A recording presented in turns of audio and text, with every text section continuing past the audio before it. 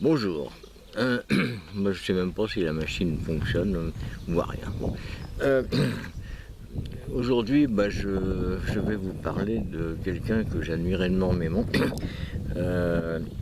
Et puis, une fois n'est pas coutume, je vais citer des textes qui ne sont pas de moi, mais de Fournier. Alors, c'est pas n'importe qui, c'est le plus grand humoriste des années 60. Grand ami de Cavana, plus tard de Desproges, connu comme le loup blanc par les 68 arts. C'était la référence absolue. C'était aussi un petit peu le symétrique opposé de Nabila, ou de... Enfin non, on va dire Amélie Nothomb, par exemple. Amélie Nothomb qui n'a aucune culture, aucun talent, rien à dire. Fournier, c'était un petit peu l'inverse, c'est-à-dire quelqu'un qui était cultivé, qui avait beaucoup de feeling, qui avait beaucoup d'imagination, qui était extrêmement drôle. Voilà.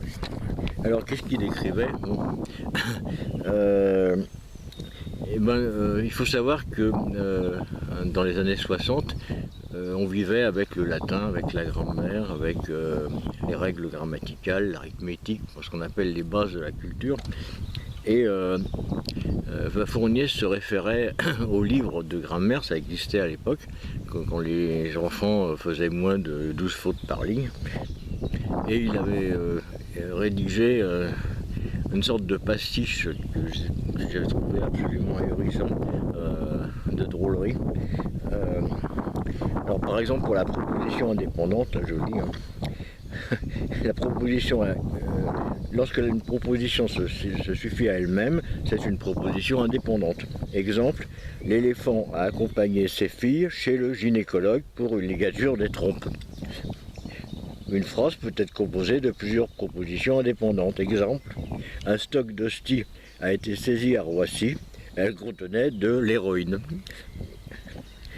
Première proposition indépendante, un stock d'hosties a été saisi à Roissy. Deuxième proposition indépendante, elle contenait de l'héroïne.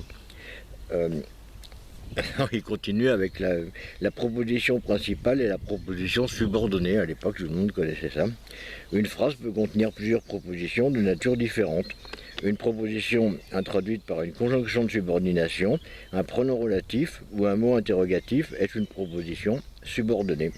Elle dépend alors de la proposition principale. Exemple, la vieille coquille Saint-Jacques regrette qu'on ne lui ait pas appris le piano quand elle était jeune.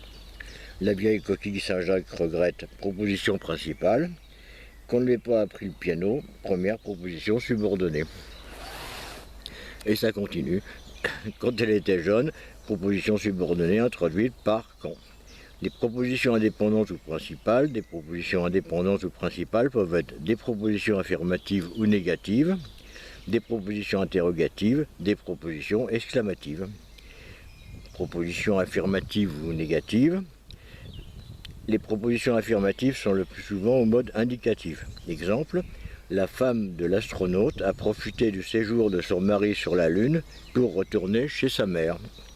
Une proposition affirmative se met au conditionnel lorsque l'affirmation dépend d'une condition ou lorsque la phrase évoque une affirmation atténuée. Exemple, les montagnes seraient les taupinières des grandes taupes préhistoriques. Remarque, les propositions négatives suivent les mêmes règles que les propositions affirmatives, mais avec un adverbe de négation. Exemple, une des deux sœurs siamoises n'a pas été retenue pour le titre de Miss France. Voilà, alors bon, il y a un bouquin entier sur ce thème. Je vous conseille vivement de lire ça si vous tombez un jour dessus. C'est Fournier, donc né en 1938, il a 10 ans de plus que moi, enfin et surtout depuis qu'il est mort. Et puis il est surtout connu des gens décédés, c'est-à-dire les gens de ma génération. Bien, bonjour monsieur. Oui, monsieur il a peur je crois. Voilà. Et on va arrêter là-dessus, parce que apparemment j'effraie les passants. C'est souvent le cas d'ailleurs. Voilà. Bon, j'ai fait bref aujourd'hui, hein, parce que comme je vous ai entassé 3 rubriques de suite, faut quand même pas déconner, hein.